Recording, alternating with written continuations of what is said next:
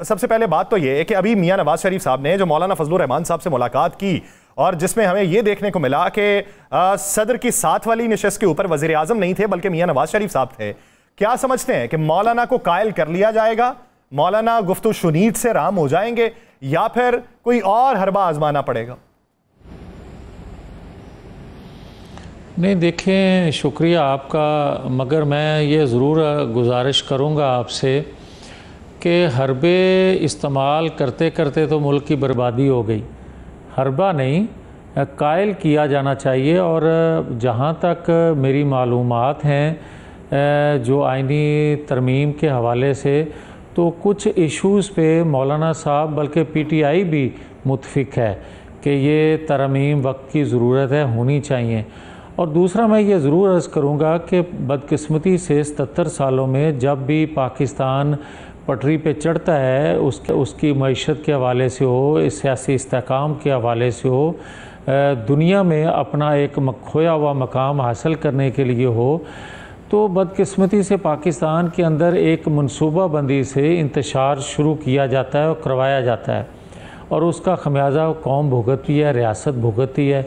आज फिर आप देख लें कि माशी लिहाज से, सियासी लिहाज से नहीं अगर तो कम अज़ कम इस्तेहकाम के हवाले से कुछ अच्छे इशारे मिल रहे हैं। तो अगर वो अच्छा नज़र आना शुरू हुआ है इन्वेस्टमेंट के हवाले से, मईशत के हवाले से, महंगाई के हवाले से, तो फिर नवाज शरीफ यकीनन इसीलिए एक्टिव हुए हैं कि चलें जो भी पीछे हुआ अगर उसको दरगुज़र करके आगे बढ़ा जाए। मगर पाकिस्तान अगर सही डगर पे फिर से चलना शुरू है, उम्मीद पैदा हुई है अभी, तो कम से कम सबको कंसेंसस से आगे चलना चाहिए। मियां साहब, आप हमेशा कहते हैं कि सहूलतकारी जारी रहती है। क्या अब सहूलतकारी ख़त्म हो गई है? आप समझते हैं कि सहूलतकारी ख़त्म हो गई है और मामला सीधे डगर पे चलने लगे हैं? नहीं राना साहब, मैं बड़ा क्लियर हूँ, सहूलतकारी कोई ख़त्म नहीं हुई। सहूलतकारी मुख्तलिफ़ वक्तों में मदम हो सकती है, फ़ास्ट ट्रैक पे चढ़ सकती है, मगर जिस सहूलतकारी का आप ज़िक्र कर रहे हैं वो सहूलतकारी बदस्तूर कायम है। भले जनरल फैज़ हमीद गिरफ़्तार हुए, वहाँ से सहूलतकारी या जिस शोबे से तल्लक रखते थे, जो उनकी जहाँ ज़्यादा असर रसूख था वहाँ सहूलतकारी कम हुई होगी, मगर जस्टिस साकिब निसार जहाँ एक्टिव हैं वहाँ सहूलतकारी उनको मुयस्सर है। तो आप ये समझते हैं कि अभी भी सहूलतकारी अगर मुयस्सर है तो सहूलतकारी का कला कमा कब हो सकता है? देखें, सहूलतकारी जब तक ख़त्म नहीं होगी, पाकिस्तान आइन कानून के हवाले से ट्रैक पे नहीं चढ़ सकता। और बदकिस्मती ये है राना अज़ीम साहब कि ये सहूलतकारी एक वक्त था कि पाकिस्तान के अंदर मुख्तलिफ़ क़ुव्वतें मुख्तलिफ़ पसंद की सियासी जमातों को देती रहीं, शख्सियात को देती रहीं। जिस तरह का मैं ज़िक्र कर रहा हूँ बार बार, अल्ताफ़ हुसैन को 80 की दहाई में परवरिश लिया गया और उसके बाद वो इतना ताकतवर बना दिया गया कि फिर बार बार कराची में अमन कायम करने के लिए ऑपरेशन करने पड़े। आप इसी तरह देखें कि एक बंदा ख़ुद कहता है कि मैं पेट्रोल बम फेंकता हूँ अदारों के ऊपर जो कानून नाफज करने वाले अदारे हैं, मगर उसका कुछ नहीं बनता।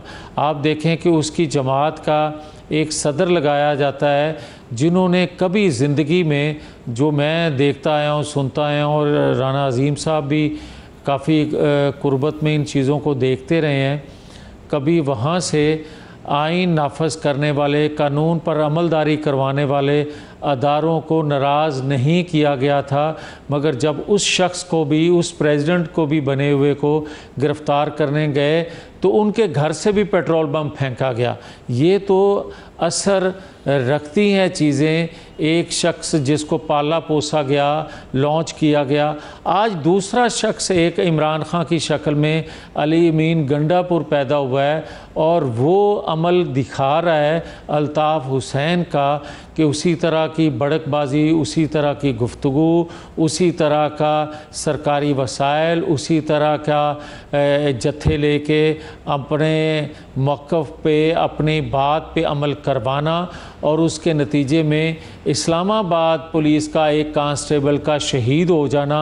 मगर मुझे आज अफसोस है कि आपका वज़ीर दाखिला जो हैं वो जाते हैं उसी शख्स के पास जिस पे वो तमाम इल्ज़ामात हैं जिसका मैं ज़िक्र कर रहा हूँ। अच्छा, उसके पास तो फिर अमीर मकाम भी मौजूद थे, सब वज़ीर दाखिला नहीं, अमीर मकाम भी वहीं पे मौजूद थे, तो वहाँ पे गवर्नर KPK भी मौजूद थे। आप ठीक कह रहे हैं। तो मैं वही आज आपने जिरगे की भी सारी जिम्मेदारी उसको दे दी। हाँ, मैं चूँकि यही सवाल करना भी ये सब चाह रहा हूँ कि जिरगे की भी सारी जिम्मेदारी उससे दे दी और एतमाद भी उस पर कर लिया। फिर पहले वाला सच था या आज वाला सच है? मैं वही तो कहना चाहता हूँ कि ये कैसा मिसिंग पर्सन है बकौल उमर अयूब के 8 घंटे बाद कभी वो मंजर आम पे आ जाता है, कभी 24 घंटे बाद मंजर आम पे आ जाता है और फिर से वही काम शुरू कर देता है। मगर क्या दूसरे मिसिंग पर्सन 24 घंटे बाद, 8 घंटे बाद नज़र कभी आते हैं जिनको मिसिंग पर्सन कहा जाता है? 8-8, 10-10, 15-15 साल गुजर जाते हैं, कोई उनका अता पता नहीं होता और ये 24 घंटे बाद नज़र आ जाता है। सहूलतकारी और किसको कहते हैं भाई? मियाँ साहब, आपको लगता है कि ये सारे लोग आज एमल वली खान, अमीर मकाम साहब, ये फैसल करीम कुंडी साहब या मोहसिन नकवी साहब, ये सारे जो वहाँ पे गए हैं, ये फेडरल गवर्नमेंट को लूप में लेके नहीं गए, उनकी मंशा के बगैर गए? नहीं, ये कैसे हो सकता है भाई कि फेडरल गवर्नमेंट के कैबिनेट के जो मेंबर हैं वो फेडरल गवर्नमेंट की मर्ज़ी के बगैर गए हों? मैं तो एक जनरल बात कर रहा हूँ कि पाकिस्तान के अंदर आप कब तक रियासत के साथ, कब तक आप कौम के साथ मजाक करते रहेंगे कि आप 45 साल पहले एक शख्स को, एक जमात के हेड को आप फांसी पे चढ़ा देते हैं और 45 साल बाद उसका इकरार करते हैं कि नाइंसाफ़ी हुई। आप 2017 में एक शख्सियत आपको पसंद नहीं, प्राइम मिनिस्टर वक्त का पसंद नहीं, 2/3 अक्सरियत रखने वाला, आपको ज़रूरत है तो आप कंधा इस्तेमाल करते हैं जस्टिस साकिब निसार का और उनको ताहयात नाहल कर देते हैं और 6 साल बाद आप इकरार कर लेते हैं कि नहीं वो बड़ी ज़्यादती हो गई। मगर कौम ने जो सफ़र किया, जो रियासत ने सफ़र किया, जिस गर्दाब में आज कौम फंसी हुई है, रियासत फंसी हुई है, उसका हल क्या है भाई? आपने 6 साल बाद उसको कह दिया कि आप ताहयात नाहल नहीं है। उस वक्त हमें ज़रूरत थी नाहली की, आज हमें ज़रूरत है अहलियत की। मगर कौम का क्या कसूर है भाई जिसको आप गुमराह करते हैं?